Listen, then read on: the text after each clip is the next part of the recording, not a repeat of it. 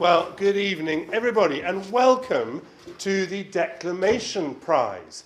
I think this is a really important evening because it's a real skill in the boys to do this, is build confidence, get them used to standing in front of people and delivering speeches, because of course one day they'll all be running multinational organisations and have to speak to thousands of people. So this is the first step on that road. I'm absolutely delighted this evening to welcome Mr. Richard Ritchie, who has very kindly agreed to come and adjudicate for us this evening. Mr. Ritchie is a very distinguished actor of stage and screen and has acted many parts from Shakespeare through to all sorts of things. And also, one of the things that you won't find on his Wikipedia page is also he founded something called the Old Stagers, which I know has been a great success and something that many people hold dear. So we are lucky to be in the presence of an expert who will be able to give his view on how this evening goes. To the boys, well done for getting this far. What happens is that every boy learns a poem, they all practice it in front of their form, and then two from each form get selected to go through to tonight's final. So just by getting here tonight, they've already done extremely well. And now it is over to Mr. Ritchie to decide who performs best this evening. So good luck to you all. If you make a mistake, it's not the end of the world. I know that you know the poems, and I know that you will do your best. So good luck.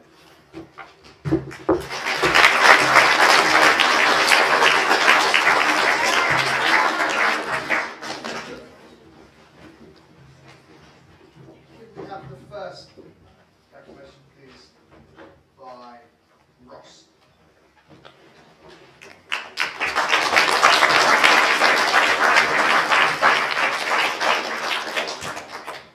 Football training by C.V. Warren. Monday, practiced headering the ball. Saturday, exercise 28 press-ups. Did pull a muscle, but no major muscle-ups.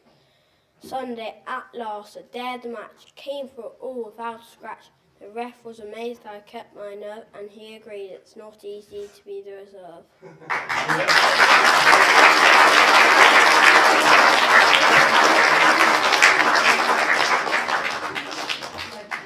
The next performer will be Henshaw, please.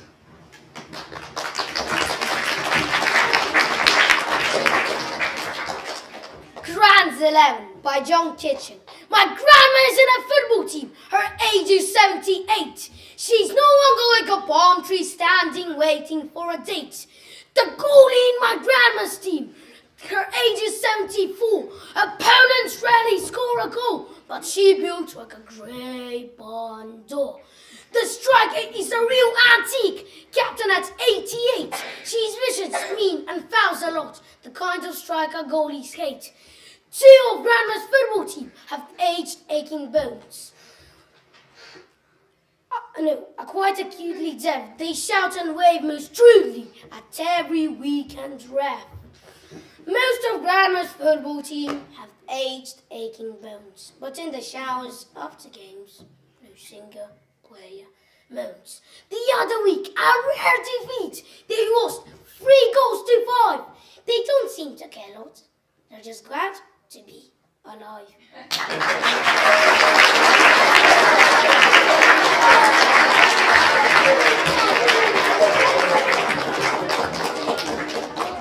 Thank you. The next performer is Dab.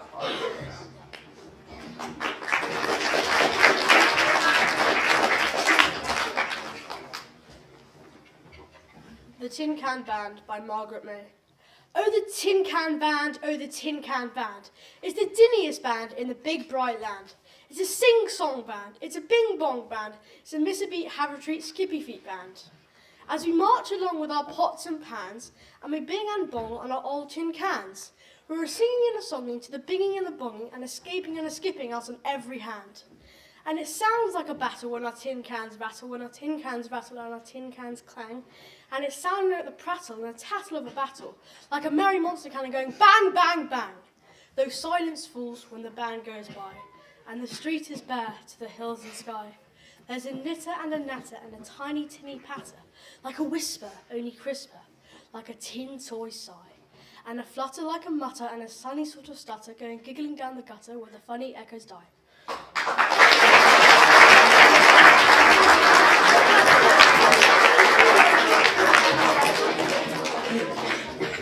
Thank you. The next performer is Phillips, please.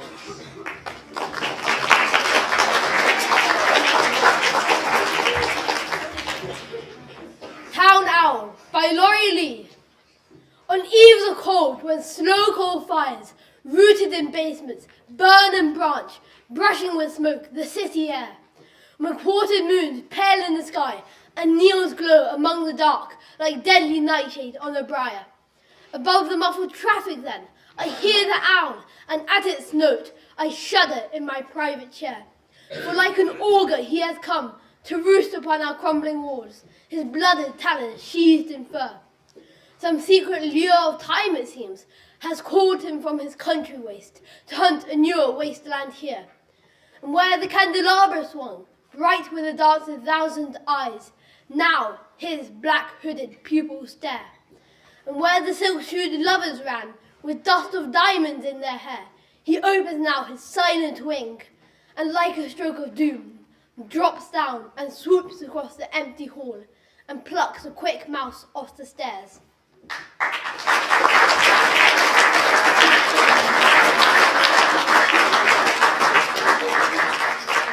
you very much. And now the next performer is In, please.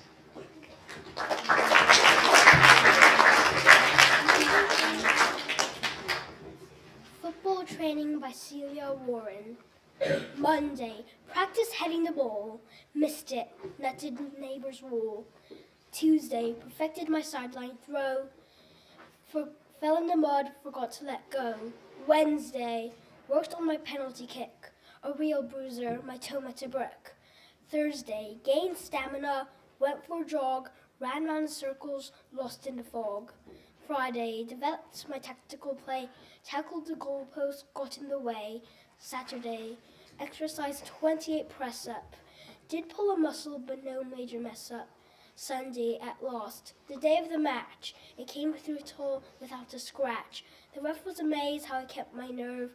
He agreed it's not easy to be the reserve.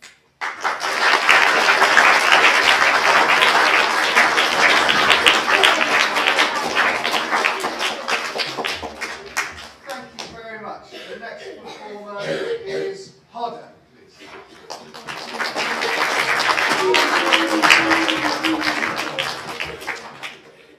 Grand's 11 by John Kitchen. My grandma's in a football team. Her age is 78. She's no longer like a palm tree, standing, waiting for a date. The goalie in my grandma's team, her age is 74. Opponents rarely score a goal. She's built like a grey barn door. The striker is a real antique, captain at 88. She's vicious, mean, and fouls a lot, the kind of striker goalies hate.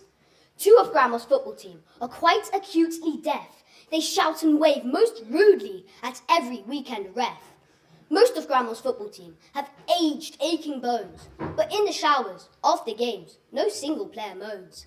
The other week, a rare defeat, they lost 3-5, but they don't seem to care a lot. They're just glad to be alive.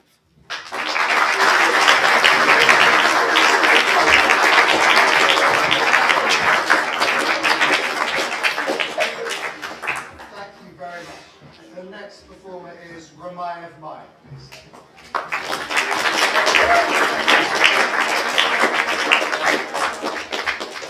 The Tin Can Band by Margaret May. Oh, the Tin Can Band, oh, the Tin Can Band. It's the dinniest band in the big bright land. It's a sing-song band, it's a bing-bong band. It's a Mississippi, Havertree, Skippy Feet band. As we march along with our pots and pans, and we bing and bong in our old tin cans, we're singing and a-songing to the binging and the bonging. We're escaping and skipping out on every hand. And it sounds like a battle when our tin cans rattle, when our tin cans clang. Yes, it's sounding like the prattle and the tattle of a battle, like a merry Monte can going bang, bang, bang. Though silence falls when the band goes by, and the street is bare to the hills and sky, there's a knitter and a natter and a tiny tinny patter, like a whisper only crisper, like a tin toy sigh. Like a flutter, like a mutter, like a sunny sort of stutter, going giggling down the gutter where the funny echoes die.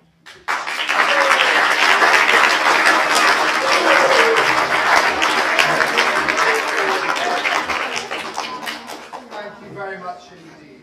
And the next performer is Pickering, please.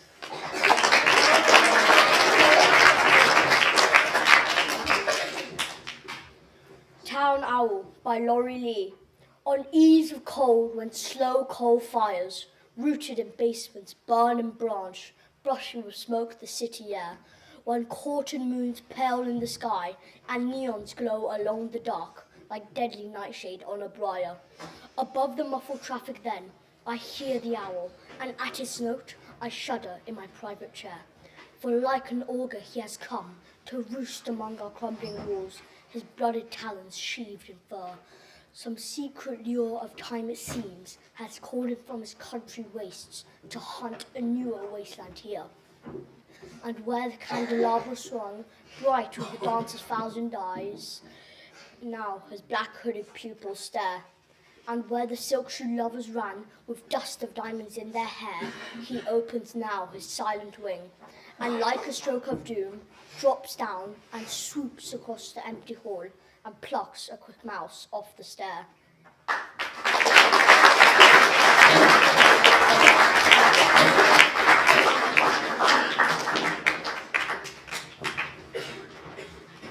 Thank you very much. So for the junior competitions, those are the poems. And now the second half of the junior competition is for each form to stand up in their pair and read from their prose passage, please.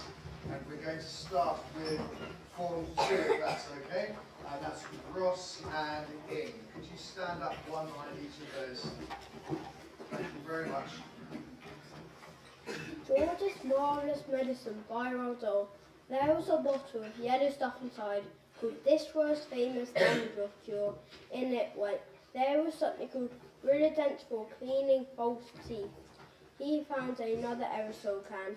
Nevermore pumpkin deodorant spray. Guaranteed, it said to keep away unpleasant body smells for a whole day.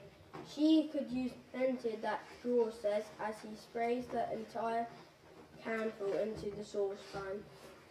That he thought, looking around him, was about all from that bathroom. On his mother's dressing table in the bedroom, George found yet another lovely aerosol can. It was called Helga's Hair Set. Hold 12 inches away from the hair and spray lightly. He squirted the whole lot into the saucepan. He did enjoy squirting these aerosols. There was a bottle of perfume called Flowers of Turnips. It smelled of old cheese. In it went, and into went a large brown box of powder. It was called Pink Boston. There was a powder puff on top, and he threw that in as well for luck.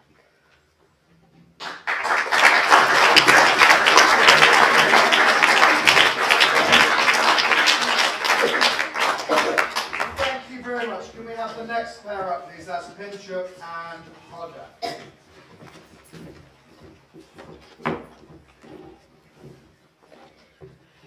That is extract is taken from The World's Worst Beds by David Williams. Excuse me, she said as she entered the shop. The old pet shop owner, Mrs. Strong, was slumped on a stool, and in her arms was a humongous guinea pig, as big as a beach ball, which she stroked tenderly. "Oh, hello again, Betsy," replied Mrs. Trump as she threw a doggy treat in the air for the guinea pig to catch in its mouth before tossing another in her own mouth. How is your little hamster getting on? Very well, thank you. I just wondered about the tiny buttery fellow in the window. Oh yes, beautiful little chap. New in today. Is he a hamster? Because I thought he could be best friends with my Hartley. Oh, no. That's a gerbil. Oh, gerbils are smaller than hamsters and have longer tails. Yes, I see, said Betsy, looking over at the creature who was still staring at her. Could this gerbil and my hamster share a cage? No, never, Mrs. Tromp declared. Legend has it that hamsters and gerbils are sworn enemies. Sworn enemies, spluttered Betsy. That's very dramatic.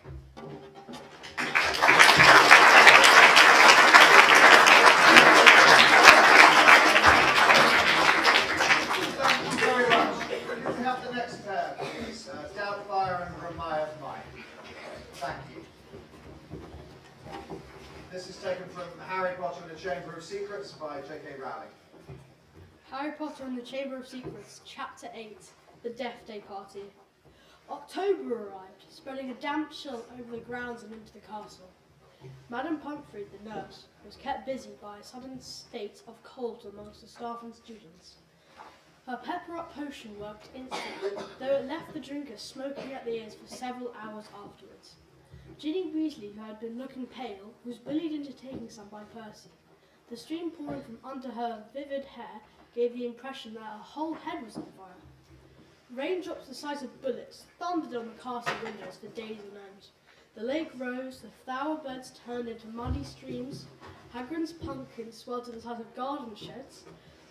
Oliver Wood's enthusiasm, however, was not dampened, which was why Harry was to be found one late stormy Saturday afternoon, a few days before Halloween, returning to Gryffindor Tower, drenched to the skin and splattered with mud. Even aside from the rain and wind, it hadn't been a happy practice session. Fred and George, who had been spying on the Slytherin team, had seen for themselves the speed of those new Nimbus 2001s. They reported that the Slytherin team was no more than 7 greenish blurs shooting through the air like missiles. As Harry squelched along the deserted corridor, he came across somebody who looked just as preoccupied as he was. Nearly headless Nick, the ghost of Gryffindor Tower, was staring morosely out of a window, muttering under his breath, "Don't fulfill the requirements. Half an inch, if that." "Hello, Nick," said Harry. Hello, said nearly headless Nick. Starting and looking around, he wore a dashing, plumed hat on his long, curly hair, and a tunic with a ruff, which concealed the fact that his neck was almost completely severed. He was as pale as smoke, and Harry could see right through him to the dark sky and torrential rain outside.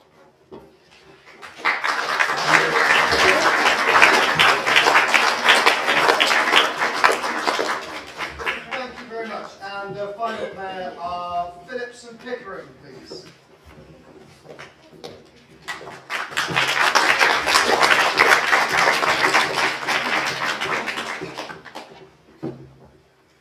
The Grapes of Wrath by John Steinbeck. The sun was hot on the back of his neck, and his body ached. He felt the heat in the soles of his feet as the truck bounced along the rough road. The road was no more than a trail worn in dust, a pathway through the barren land, the road of an immigrant worker. They had nothing to do but wait for the next stop, the next place to go. The next place to go, and the endless stretch of land beneath them, dry and cracked, a place where dreams were hard to come by. But they kept going, following the road that led westward, in search of a better life, or at least the hope of one. "We've got to keep moving," said one of the men, his voice thick with the dust of the road. "If we stop, we'll never make it."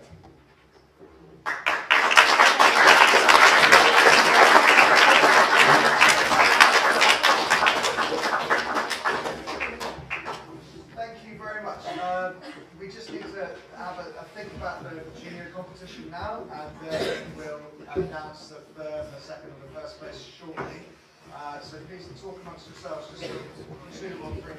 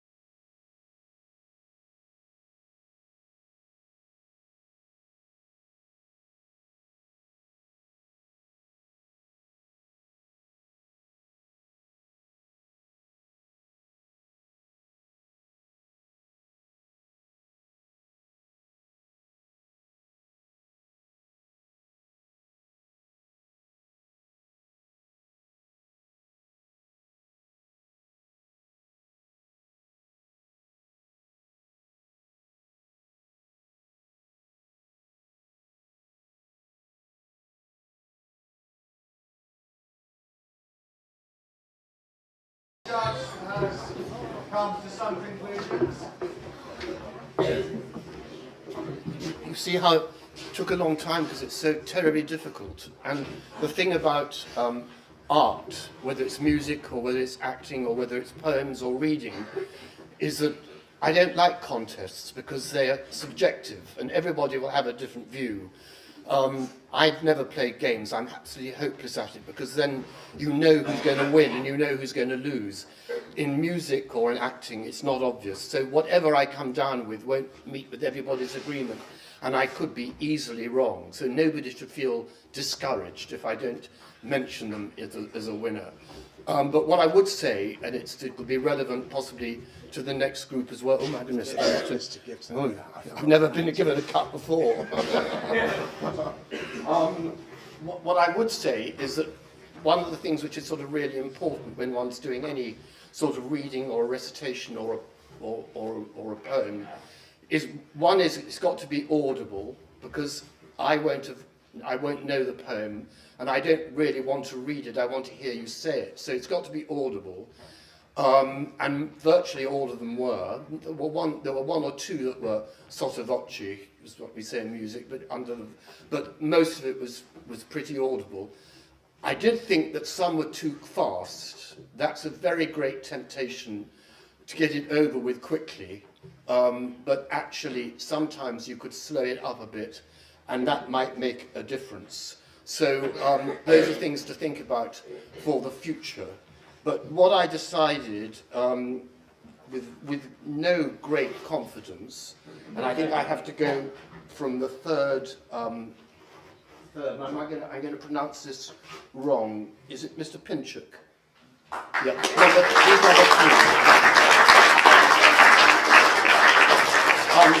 And I was conscious, by the way, that some did their poems better than their prose, and their prose better than their poems, which actually surprised me. Overall, I thought the prose was slightly less good than the poems, and I thought it would be the other way around, which is very interesting. So, sorry, that was number 3. Number 2, Mr. Pickering.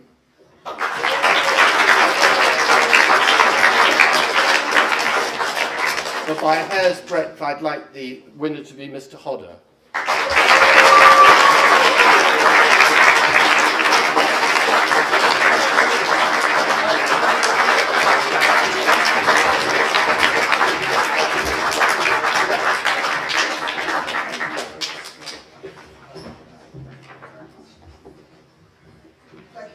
Now we move on to the senior half of the competition. We'll follow the same format, please. The first performer will be Cherry.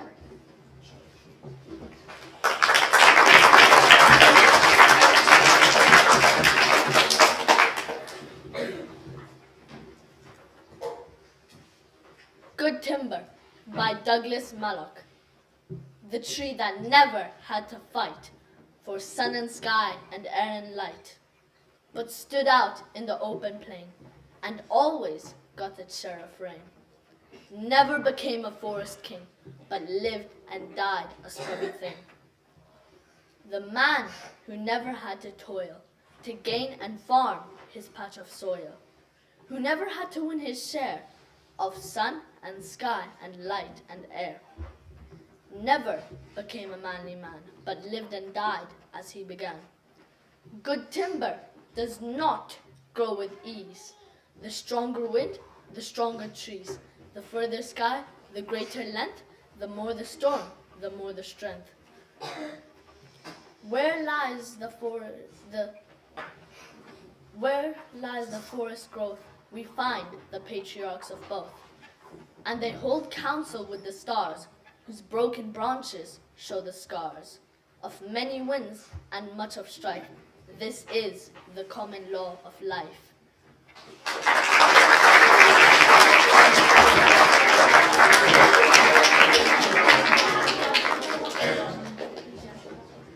Thank you very much. The next performer will be Miles, please.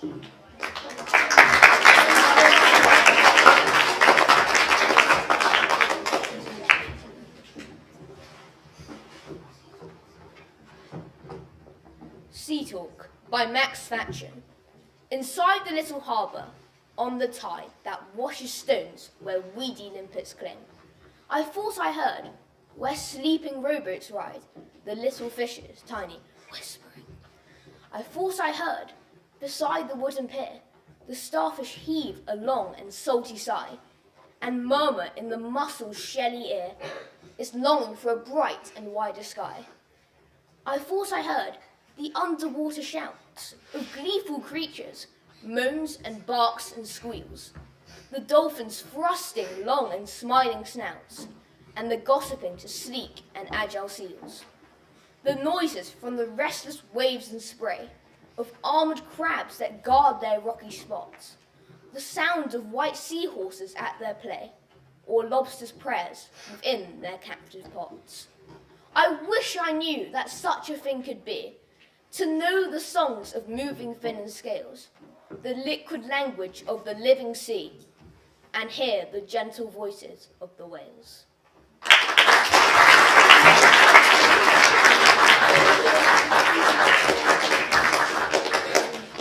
Thank you very much. The next performer is Brogan, please.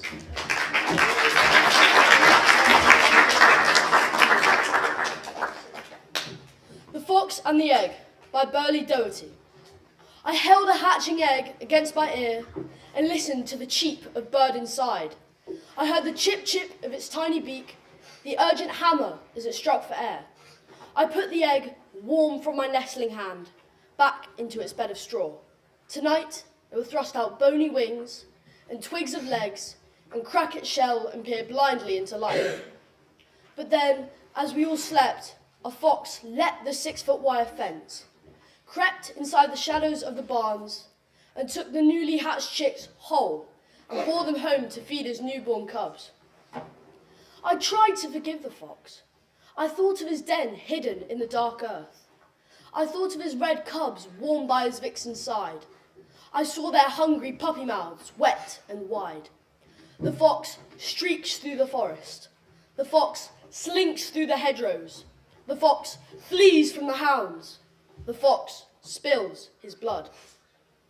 The man who had chased the hounds had an evil heart, killed for sport.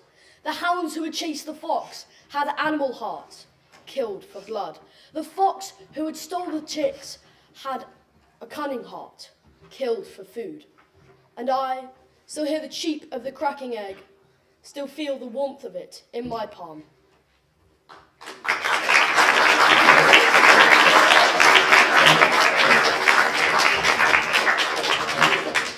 Thank you very much. The next performer is Doherty.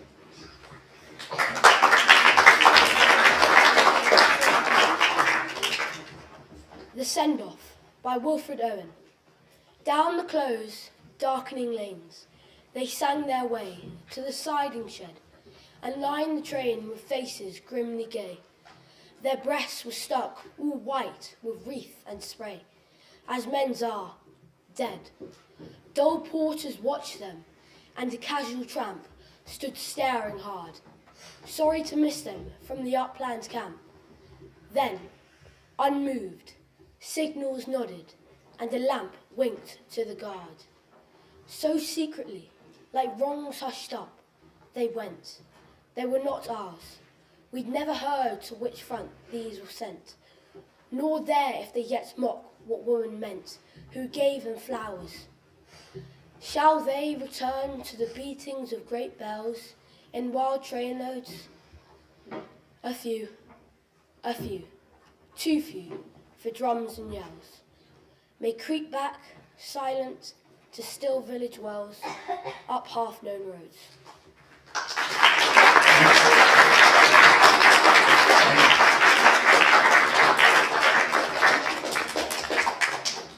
Thank you very much. The next performer is Holt May.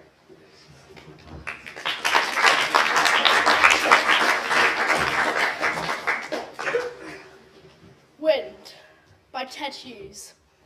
This house has been far out at sea all night.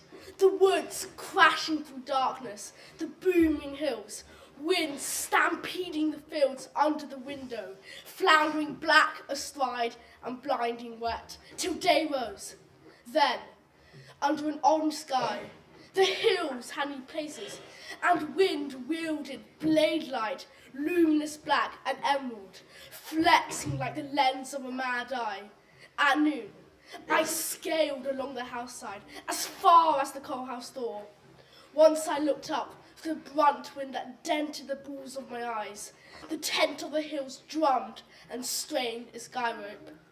The fields quivering, the skyline a grimace, at any second to bang and vanish with a flap.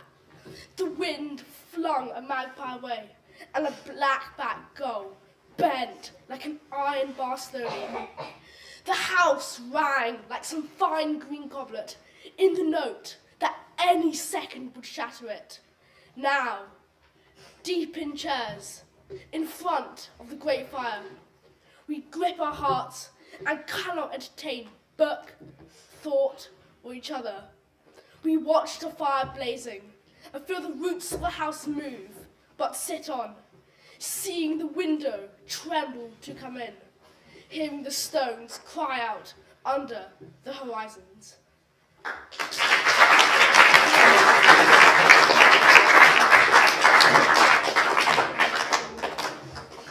Thank you very much.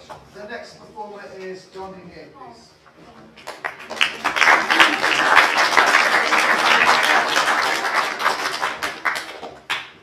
Good Timber by Douglas Malloch. The tree that never had to fight for sun and sky and air and light, but stood out in the open plain and always got his share of rain. Never became a forest king, but lived and died a scrubby thing. The man who never had to toil to gain and farm his patch of soil, who never had to win his share of sun and sky and light and air, never became a manly man, but lived and died as he began. Good timber does not grow with ease. The stronger wind, the stronger trees, the further sky, the greater length, the more the storm, the more the strength. By sun and cold, by rain and snow, in trees and men, can timbers grow. Where thickest lies the forest growth, we find the patriarchs of both, and they hold counsel with the stars, whose broken branches show the scar of many winds and much strife. This is the common law of life.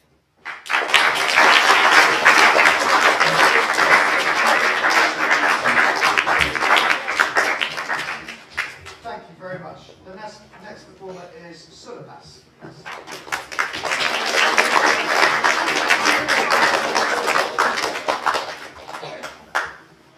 Sea Talk by Max Fatchen.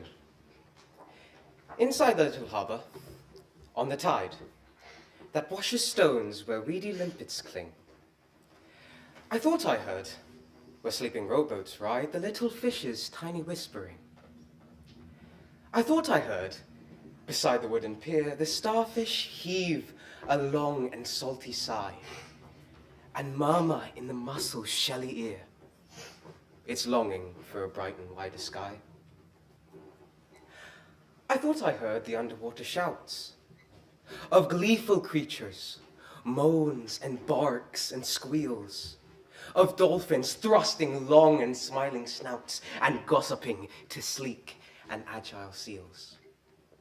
The noises of the restless waves and spray, of armored crabs that guard their rocky spots, the sounds of white seahorses at their play, or lobsters' prayers within their captive pots. Oh, I wish I knew that such a thing could be, to know the songs of moving fins and scales, the liquid language of the living sea, and most importantly, hear the gentle voices of the whales.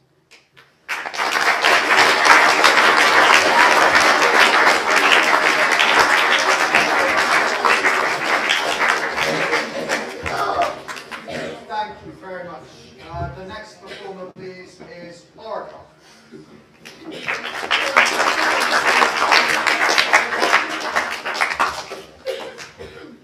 The Fox and the Egg by Burley Doherty. I held a hatching egg against my ear and listened to the cheep of bird inside.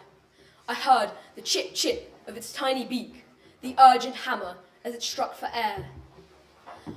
I placed the egg, warm from my nestling hands, back into its bed of straw.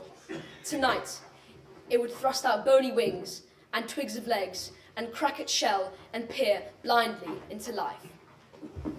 But then, as we all slept, a fox leapt the 6-foot wire fence, crept into the shadows of the barns, and took the newly hatched chicks whole and bore them home to feed his newborn cubs.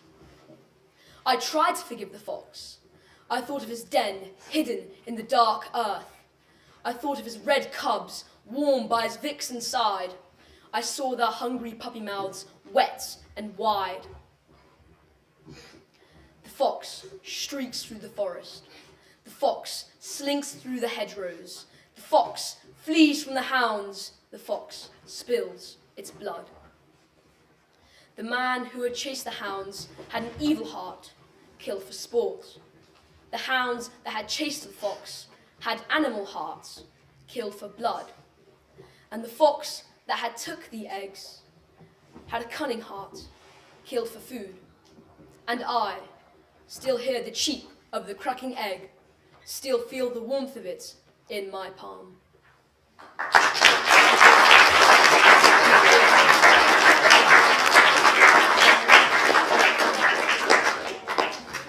Thank you very much. The next performer is Guest.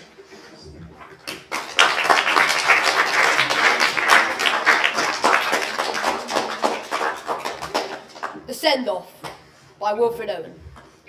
Down the close, darkening lanes, they sang their way to the siding shed and lined the train with faces grimly gay. Their breasts were stuck all white with wreath and spray, as men's are, dead. Dull porters watched them, and the casual tramp stood staring hard, sorry to miss them from the upland camp. Then, unmoved, signals nodded, and the lamp winked to the guard. So secretly, like wrongs hushed up, they went. They were not ours. We never heard to which front these were sent, nor there if they yet mock what woman meant, who gave them flowers.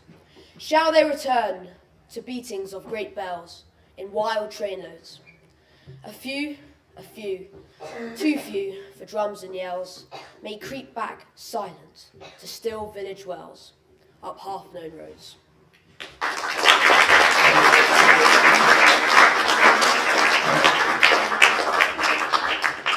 Very much.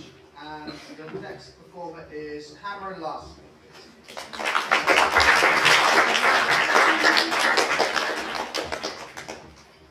Wind by Ted Hughes.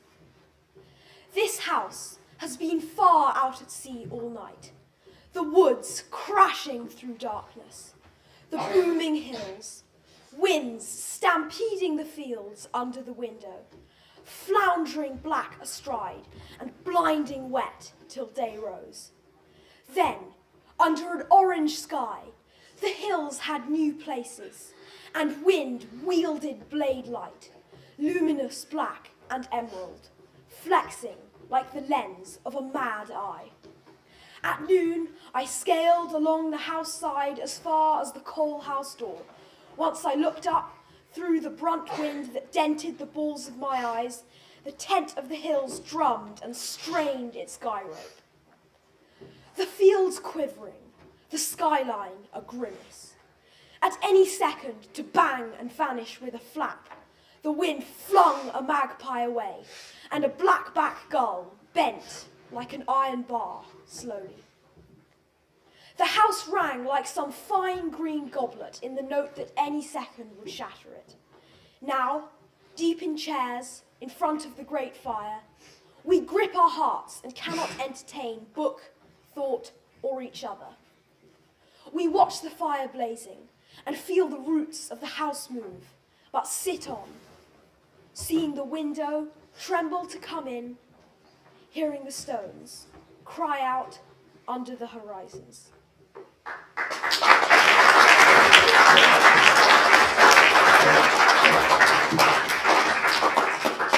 Thank you very much indeed. And now the second part of the senior competition will be prose reading. and we'll go form by form.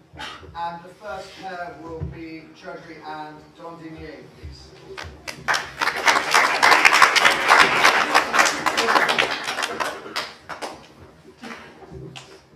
This extract is taken from The Fellowship of the Ring by J.R.R. Tolkien. I don't hold with wearing iron among me, whether it wears well or not, said Sam. But I suppose it's too late to go back now. Our elves are wakened up, and we're going to move again. Pippin looked up. I wonder if it's like this in the great stories, Mr. Frodo.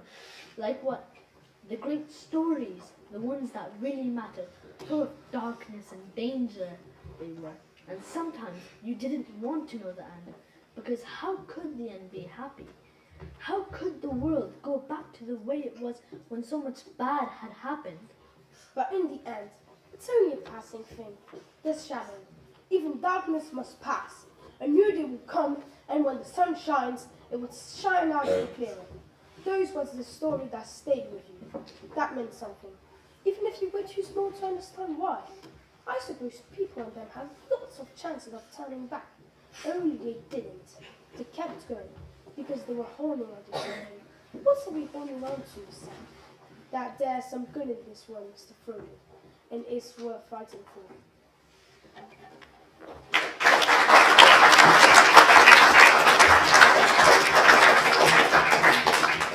you very much. And the second reading is taken from Moby Dick by Herman Melville, and that's Miles and Sulapas, please.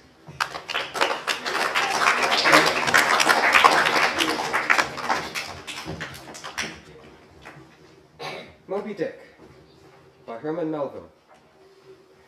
Call me Ishmael.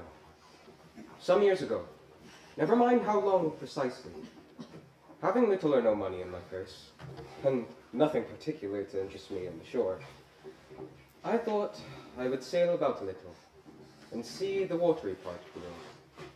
It is a way I have of driving off the spleen and regulating the circulation.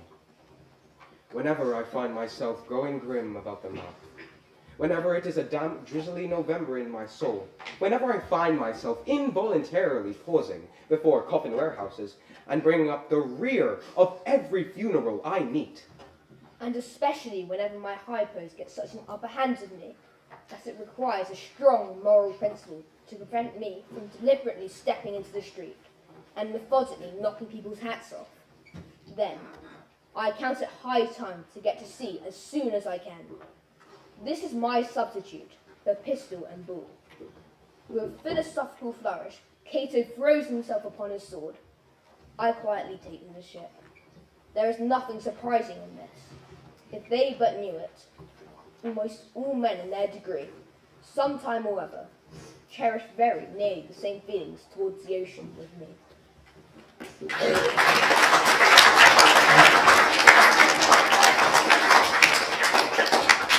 Thank you very much. The next pair are Brogan and Oracle, who are going to read from Jane Eyre by Charlotte Bronte.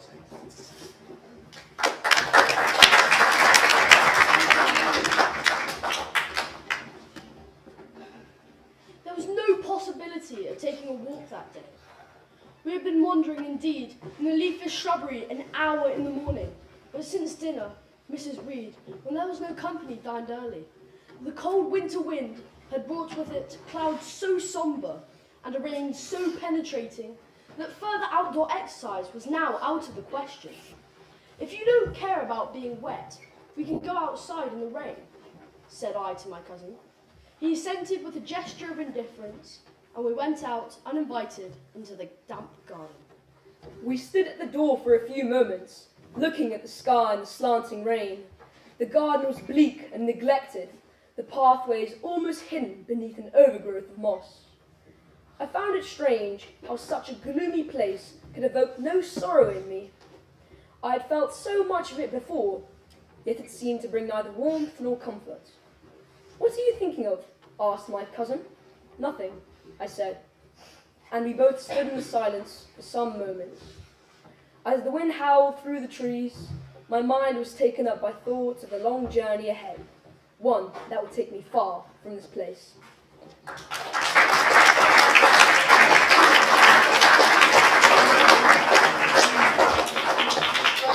much. The next reading is taken from The Great Gatsby by F. Scott Fitzgerald, and it's Dirty and Guest, please.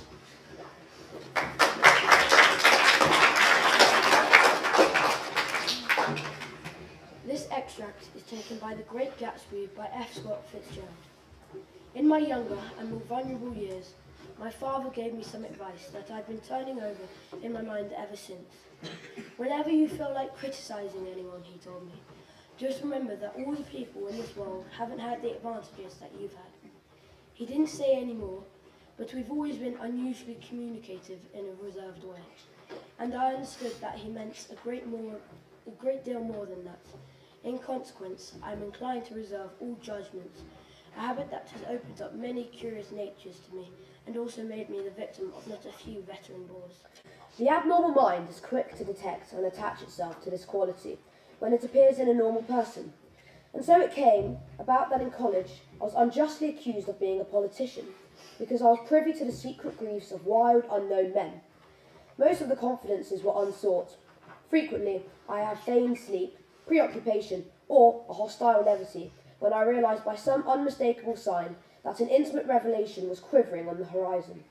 For the intimate revelations of young men, or at least the terms in which they express them, are usually too crude and selfish to be handled with any spirit of sympathy.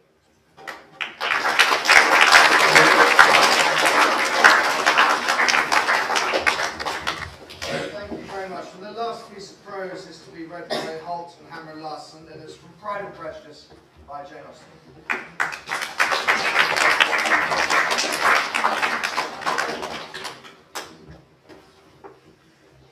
An excerpt from Pride and Prejudice by Jane Austen.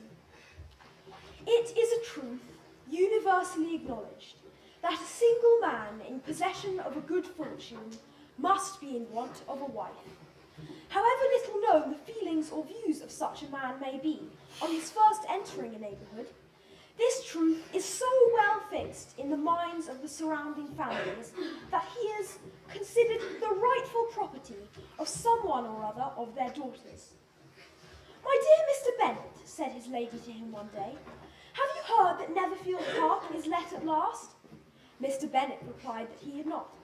"But it is," returned she, "for Mrs. Long has just been here, and she's told me all about it." Mr. Bennet made no answer. "Do you not want to know who has taken it?" cried his wife impatiently. You want to tell me, but I have no objection to hearing it." This was invitation enough. "Why, my dear, you must know. Mrs. Long says that Netherfield is taken by a young man of large fortune from the north of England, that he came down on Monday in the chaise d'enfant to see the place, and was so much delighted with it that he agreed with Mr. Morris immediately, that he is to take possession before Michaelmas, and some of his servants are to be in the house by the end of next week. What's his name? Bingley. Is he married or single? Oh, single, my dear, to be sure. A single man of large fortune, 4,000 or 5,000 a year. What a fine thing for our girls."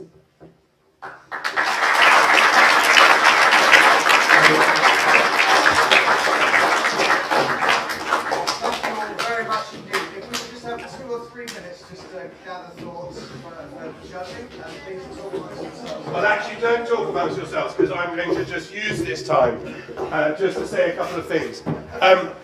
First of all, I just want to say a huge well done to all of you. I think it's absolutely remarkable that you can learn those poems so incredibly well. Some of them were very, very long, and stand up here and remember all of those words under an unfamiliar spotlight and all of it. I just, honestly, I sat there so impressed and so proud of you all. And, you know, I know that we have to have winners because it's a competition, but for me, I'm not just saying this because it's cheesy. You are all winners. You've done incredibly well, and I think they deserve another round of applause.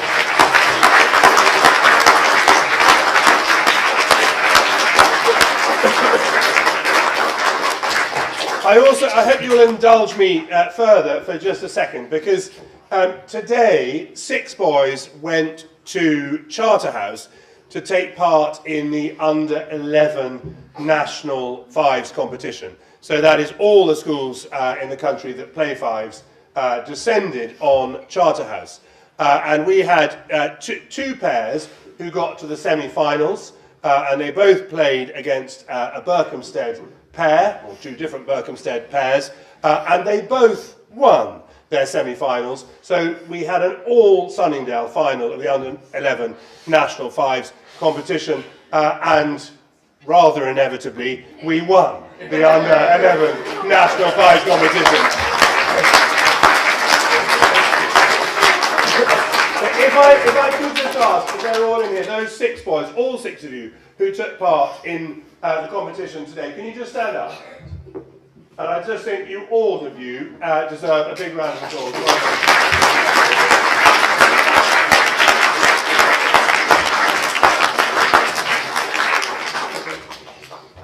Good. How are we getting on? Brilliant, that was a good filler, wasn't it? There we go. There. If you would like to come and join me up here to deliver your verdict.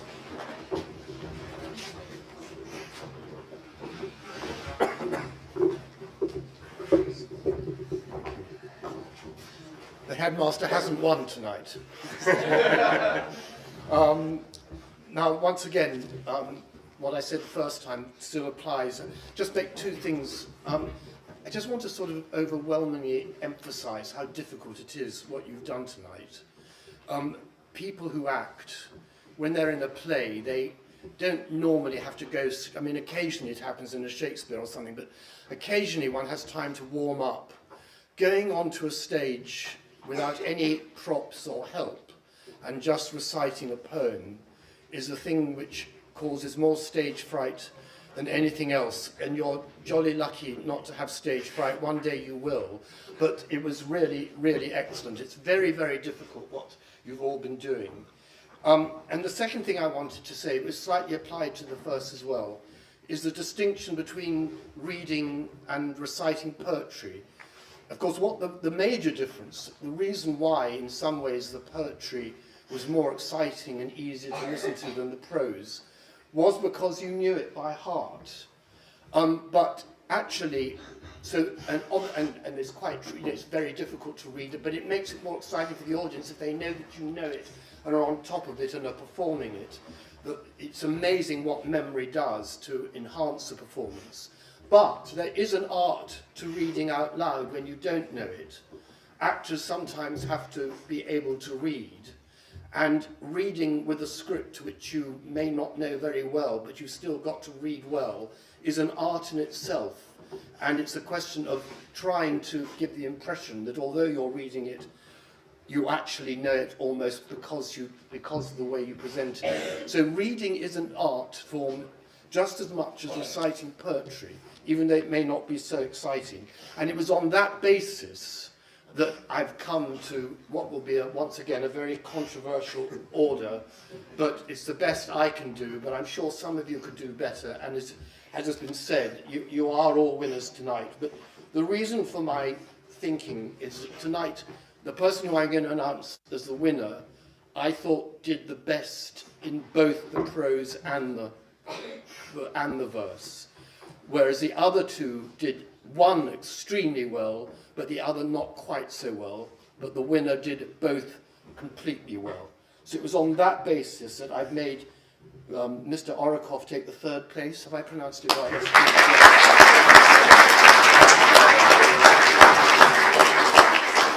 And is it Mr. Sulapar? Sulapas. Mr. Sulapas, number 2.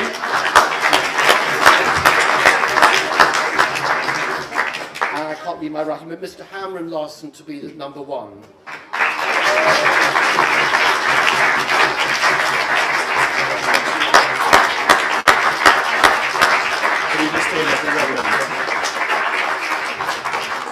Can I just say once again, a huge thanks to Mr. Ritchie for coming to adjudicate tonight. It is an unenviable task. I was sat there listening at the back thinking they were all brilliant. Then, of course, I didn't have to pick. But, you know, to have someone with your expertise, I rather did him down at the start because, of course, he's a brilliant actor, but also a brilliant musician and an author, a polymath. I think we can say. But we are really grateful to you for coming and sharing your wisdom with us tonight. Thank you very much indeed. Thank you.